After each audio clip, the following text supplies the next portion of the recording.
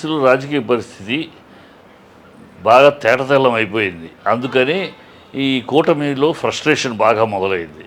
మనం పోతున్నాం. వాళ్ళకి లైఫ్ అండ్ డెత్. ఇవాళ కూటమికి life and death.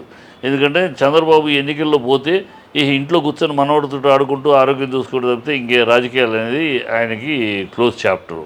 Pawan Kalyan ఆవేశం తప్పితే ఆలోచనలు లేకుండా ఆవేశంతో మాట్లాడే పవన్ కళ్యాణ్కి లైఫ్ అండ్ డెత్. ఈ ఎన్నికల్లో ఓడిపోయాడంటే తను రాజకీయాలకు గుడ్ బై చెప్పి సినిమాలు చేసుకుంటామే. అలాగే కాంగ్రెస్ అనేదానికి ఒక ఇది లేదు. కాంగ్రెస్ అనేదానికి ఒక నిబద్ధత లేదు. కాంగ్రెస్ని ఎవరు ఓట్ చేసేవాళ్ళు కానీ కాంగ్రెస్ని ఆదరించేవాళ్ళు కానీ ఎవరు లేరు.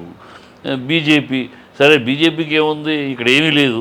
ఏదో మోడీ మొహం చూపించి ఈ కాంబినేషన్ మొహం ఏదైనా 1-2 సీట్లు వస్తే మన కేంద్రంలో ఆంధ్ర కోటలో మంత్రి అవ్వచ్చు. ఆ తపన తప్పితే రాష్ట్రము